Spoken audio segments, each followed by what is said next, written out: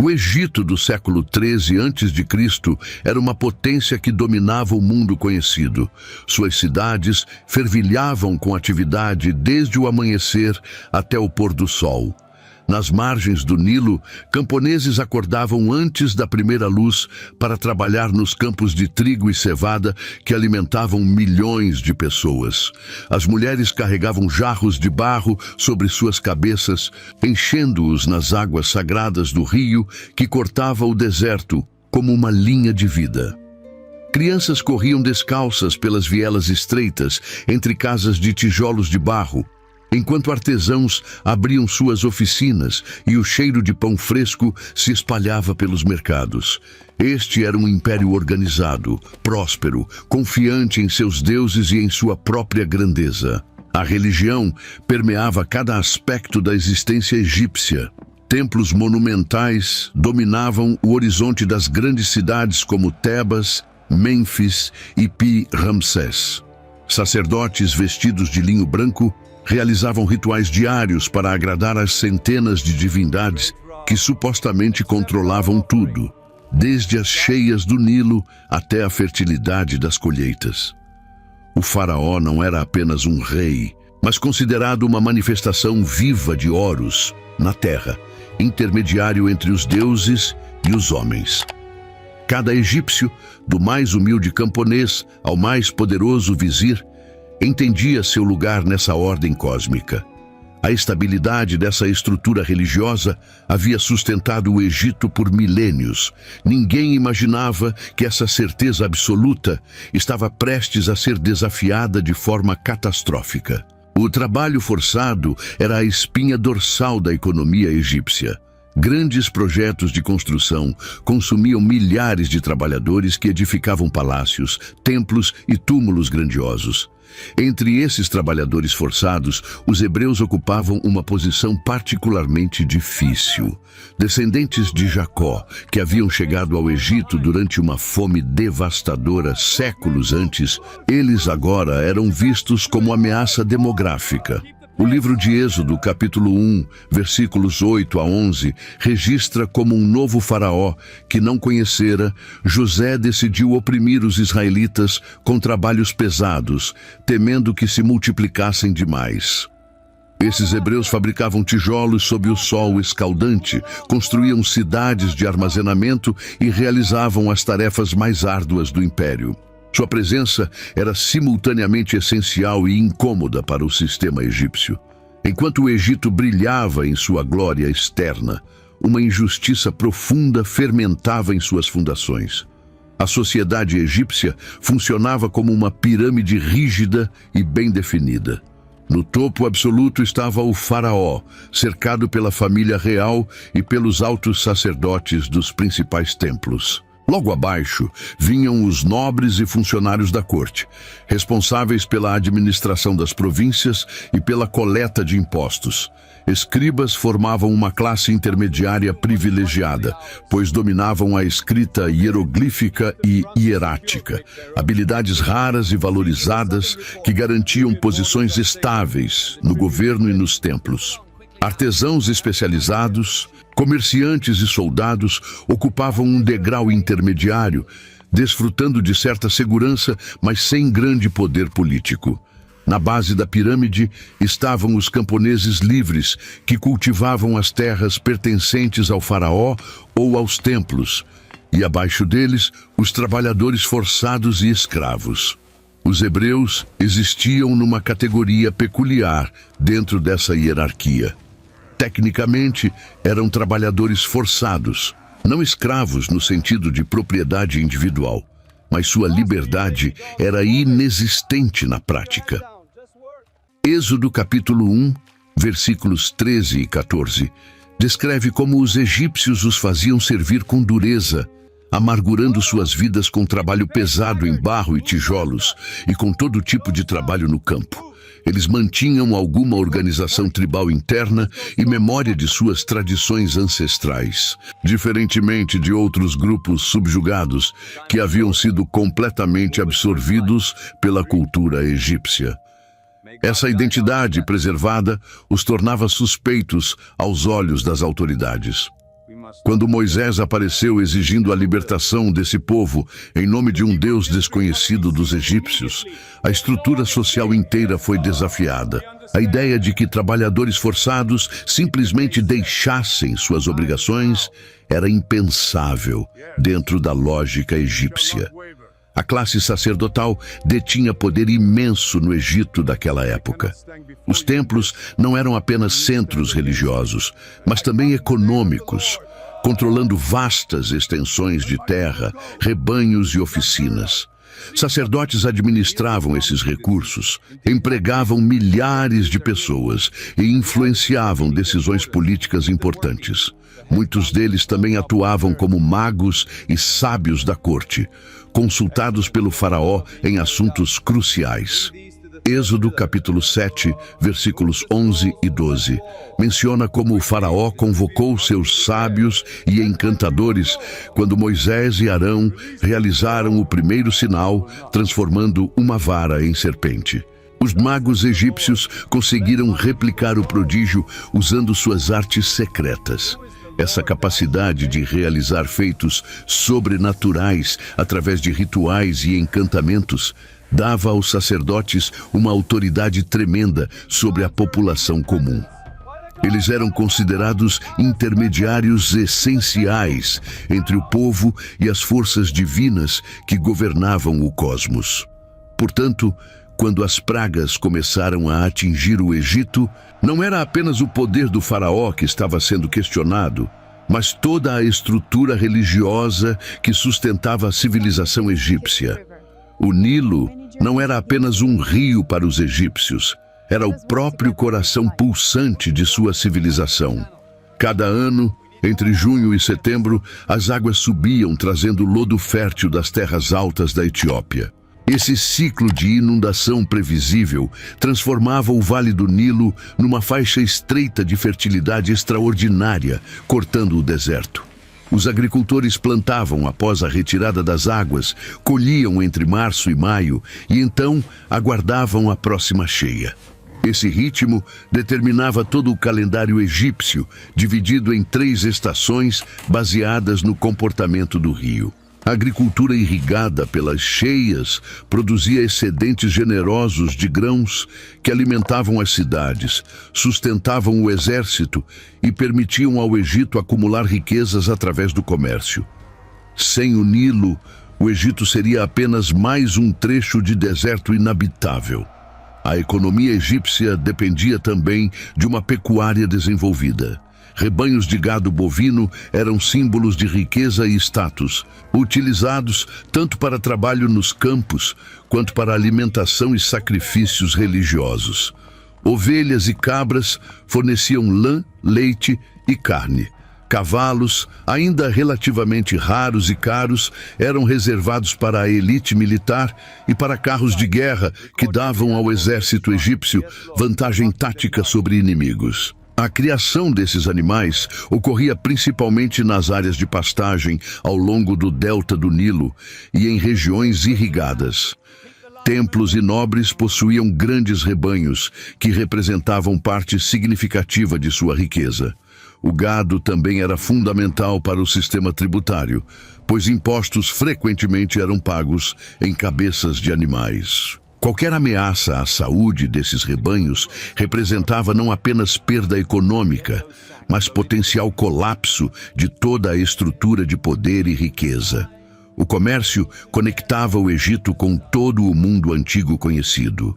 Navios navegavam pelo Mediterrâneo, levando grãos egípcios para terras distantes e trazendo de volta madeira do Líbano, prata da Anatólia e estanho de regiões ainda mais remotas. Caravanas atravessavam o deserto trazendo incenso e mirra da Arábia, marfim e ouro da Núbia ao sul. Artesãos egípcios produziam joias refinadas, tecidos de linho de qualidade excepcional, papiro para escrita e objetos de vidro que eram cobiçados por toda parte. Esse fluxo comercial gerava receitas enormes para o Tesouro Real e mantinha uma classe de mercadores próspera nas principais cidades portuárias. O Egito se via como o centro do mundo civilizado, superior em conhecimento, arte e poder a todos os povos vizinhos. Essa confiança econômica e cultural tornava inconcebível para os egípcios que seu sistema pudesse ser abalado por eventos que escapassem ao controle de seus deuses e de seu faraó divino. A manhã começou como qualquer outra às margens do Nilo. Mulheres desciam aos degraus de pedra com seus jarros, crianças brincavam nas águas rasas e barcos de pescadores já haviam lançado suas redes antes do sol nascer completamente. O faraó havia saído para realizar seu ritual matinal junto ao rio, acompanhado de sua comitiva de sacerdotes e guardas. Foi nesse momento que Moisés e Arão se aproximaram. O confronto não aconteceu em segredo, mas diante de testemunhas. Êxodo capítulo 7, versículos 17 a 20, registra como Moisés advertiu que o Senhor transformaria as águas do Nilo em sangue e que os peixes morreriam e o rio cheiraria mal.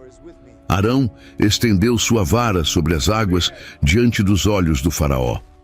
O que aconteceu em seguida desafiou toda a compreensão egípcia da ordem natural. A transformação foi total e devastadora.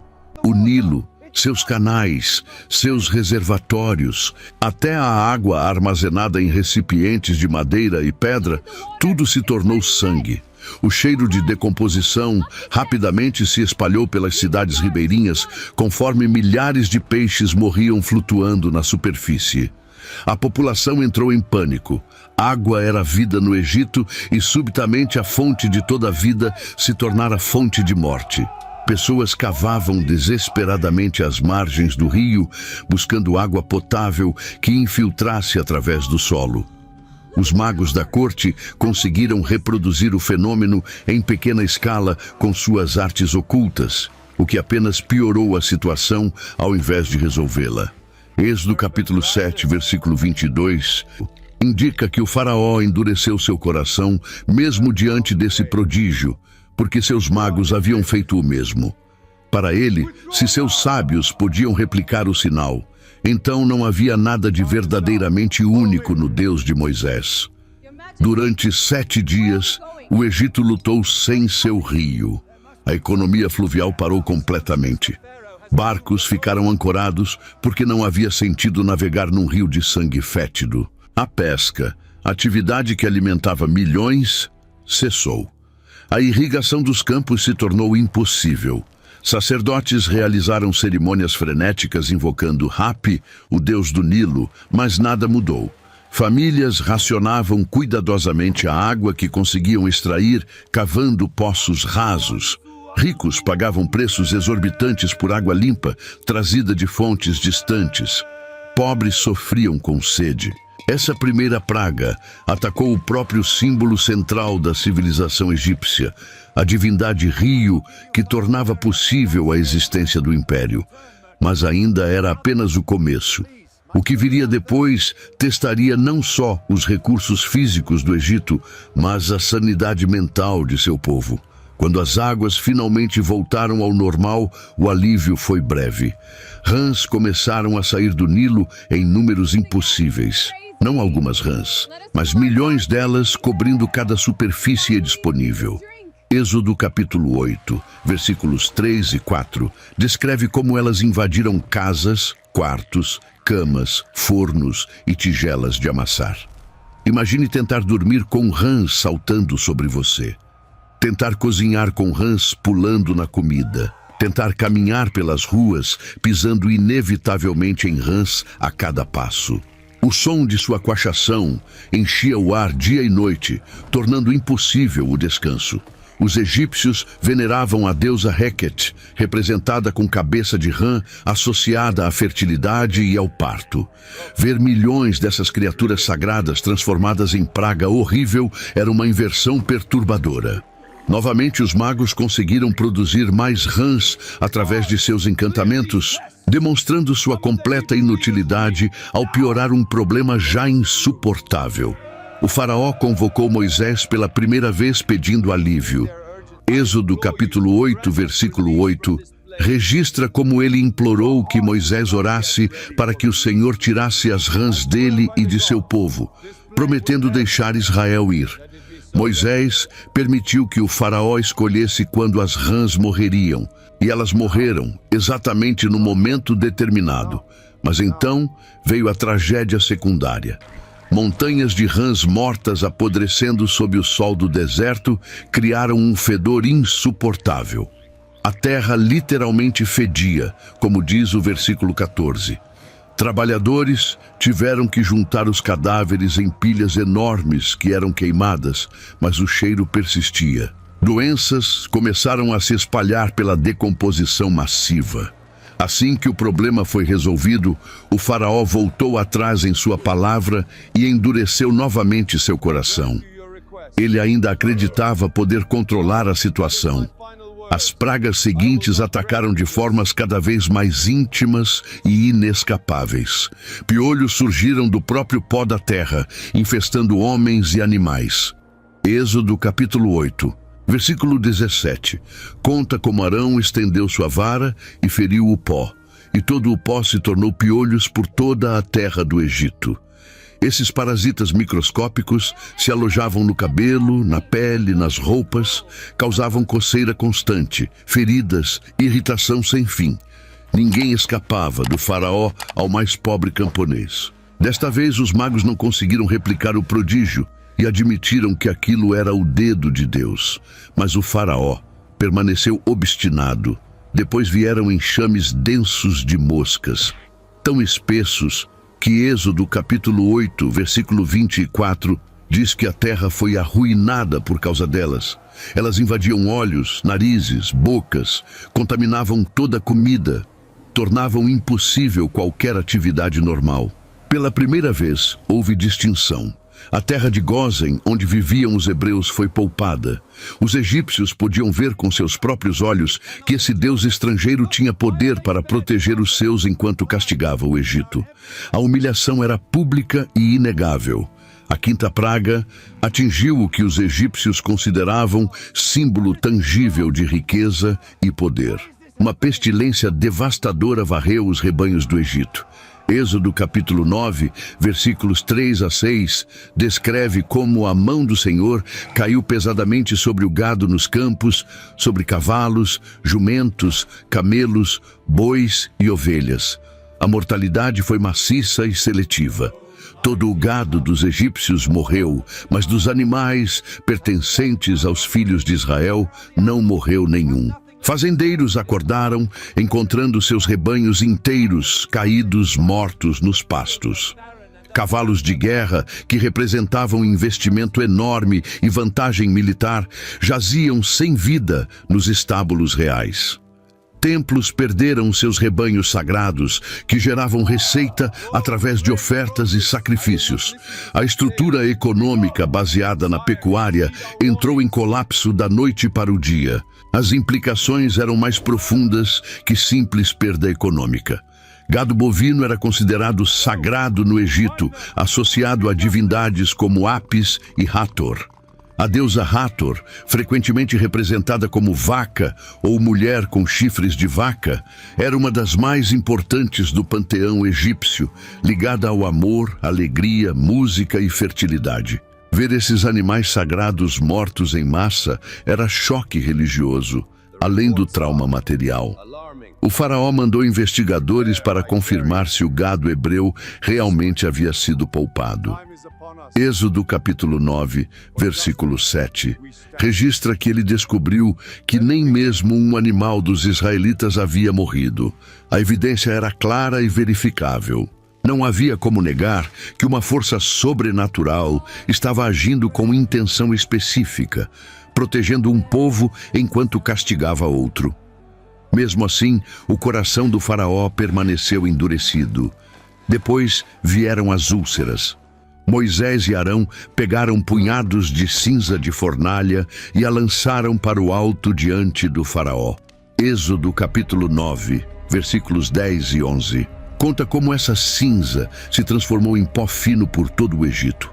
causando tumores que arrebentavam em feridas abertas sobre pessoas e animais.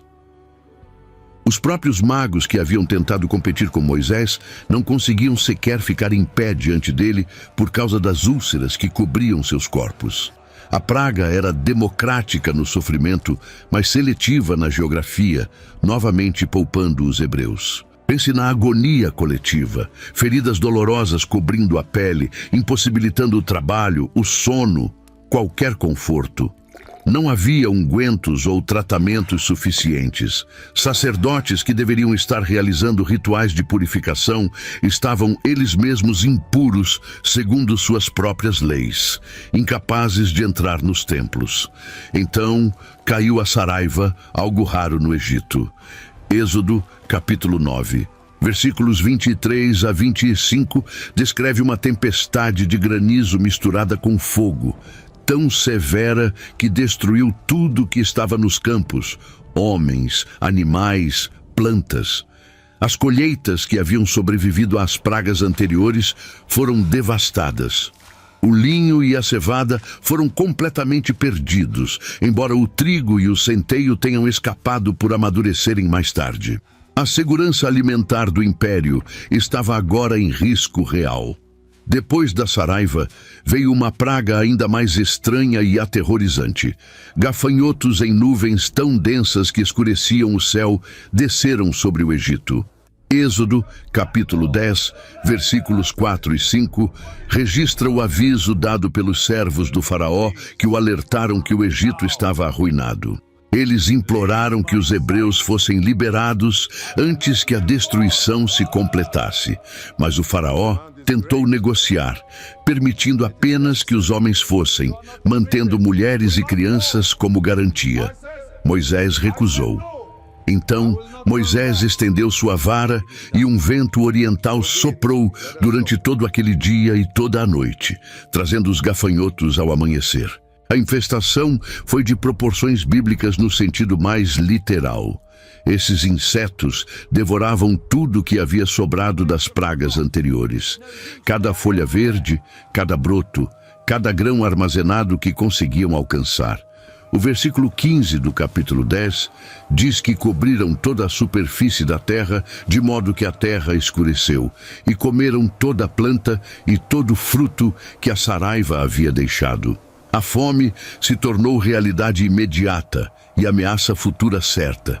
Celeiros que deveriam estar cheios para alimentar a população durante o ano estavam vazios ou severamente reduzidos. Sementes guardadas para o próximo plantio haviam sido consumidas. Árvores frutíferas ficaram completamente despidas, seus galhos nus e danificados. O Egito, que costumava exportar grãos e alimentar outras nações, agora enfrentava escassez genuína. Desta vez o faraó chamou Moisés às pressas e confessou ter pecado contra o Senhor e contra eles, pedindo perdão e rogando que a praga mortal fosse removida. Êxodo capítulo 10, versículos 16 e 17, mostra um governante começando a quebrar sob o peso acumulado dos julgamentos. Moisés orou, e um fortíssimo vento ocidental levou todos os gafanhotos para o Mar Vermelho, não restando um único. Mas o alívio foi temporário. O faraó endureceu seu coração mais uma vez. Ele ainda não havia aprendido que não estava negociando com homens, mas resistindo ao próprio Deus. A nona praga trouxe trevas tangíveis sobre a terra do Egito.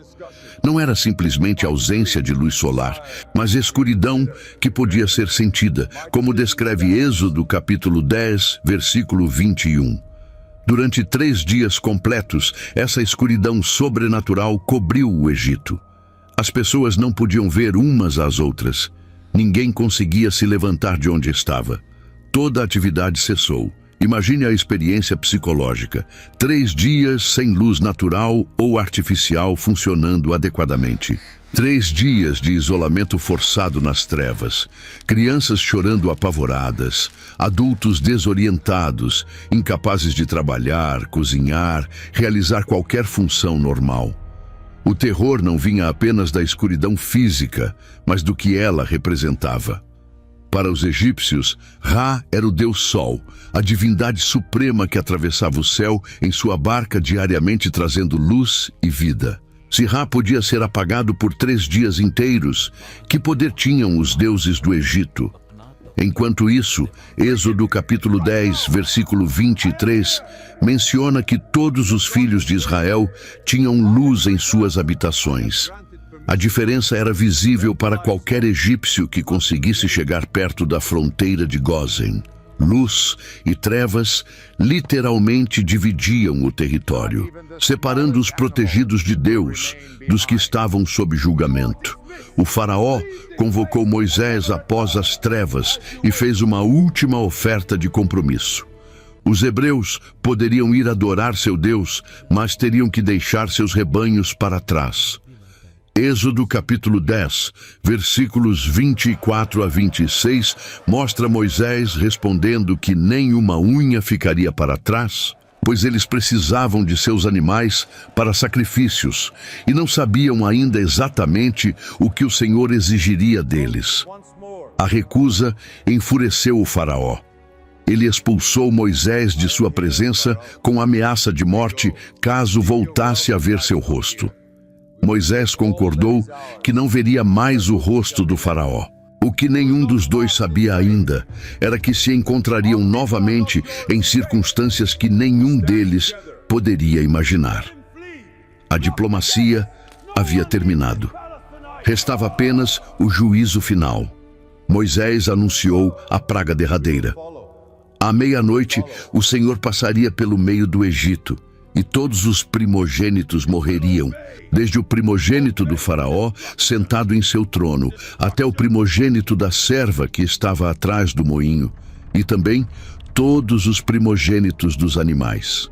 Êxodo capítulo 11, versículos 4 a 6, descreve como haveria grande clamor por toda a terra do Egito, como nunca houve, nem haveria novamente. A sentença era específica, abrangente e inescapável.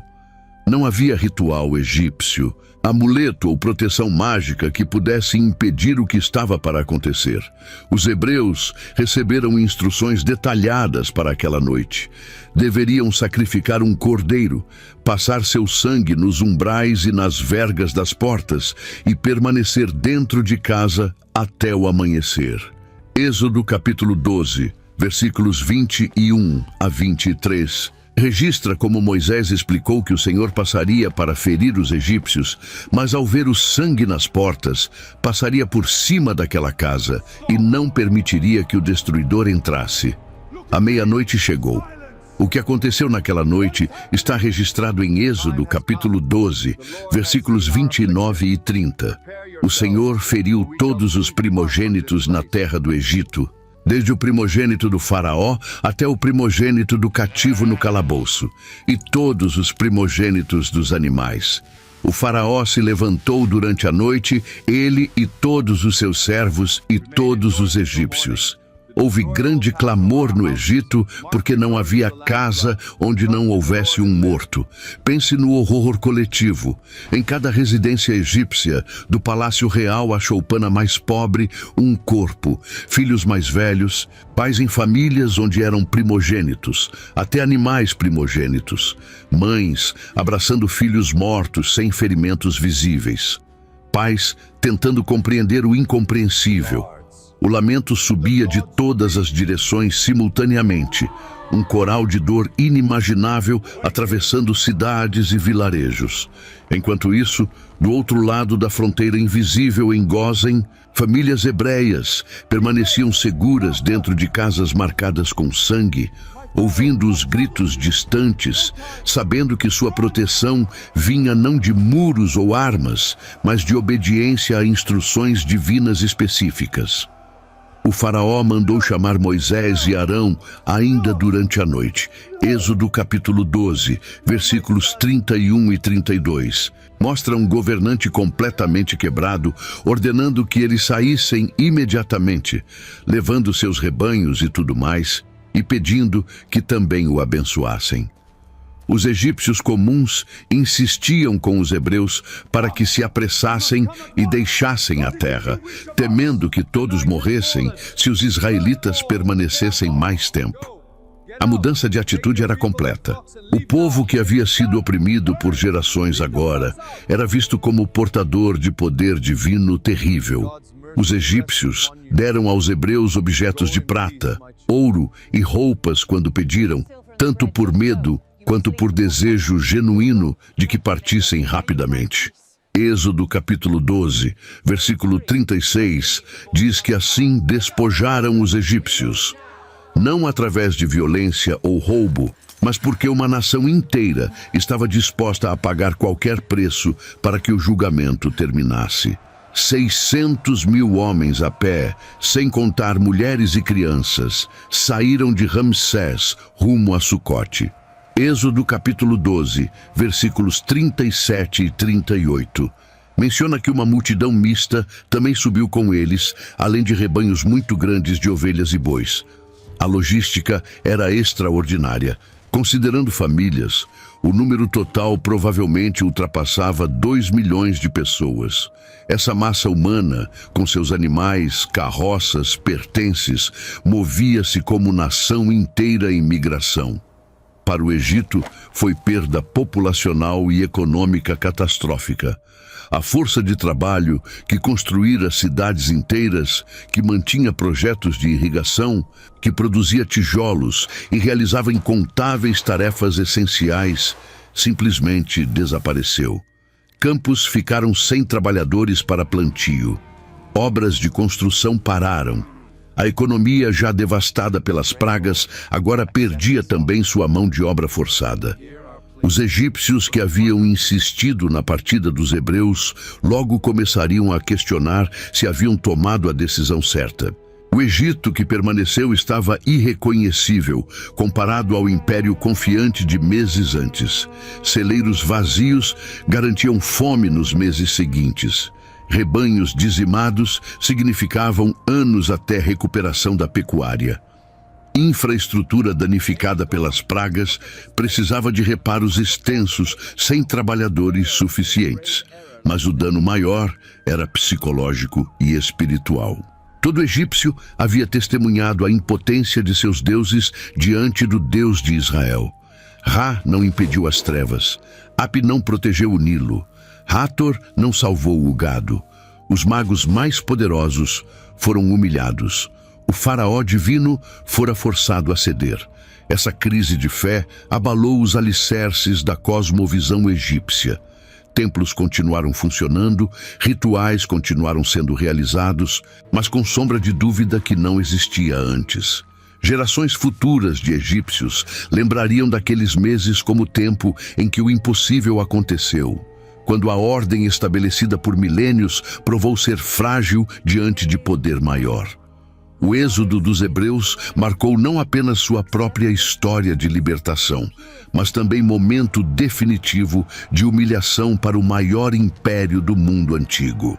O Egito sobreviveria e até recuperaria parte de sua grandeza com o tempo, mas nunca esqueceria completamente a noite em que seus primogênitos morreram e um povo escravizado marchou para a liberdade carregando as riquezas egípcias consigo. As pragas do Egito não foram apenas demonstrações de poder sobrenatural, foram o desmantelamento sistemático de uma civilização inteira. Cada praga atacou uma divindade egípcia específica, expondo a impotência do panteão mais reverenciado do mundo antigo. O que mais me impressiona nessa história é o contraste gritante daquela noite final. Do lado egípcio, lamento em cada casa sem exceção. Do lado hebreu, famílias protegidas dentro de casas marcadas com sangue de cordeiro. A diferença entre vida e morte estava literalmente pintada nos umbrais das portas. Se você chegou até aqui, deixe nos comentários qual praga você acha que causou o maior impacto psicológico nos egípcios.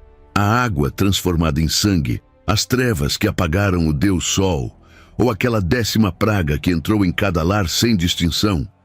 Se inscreva no canal para mais estudos assim destrinchando passagens bíblicas, revelando camadas que você talvez nunca tenha percebido.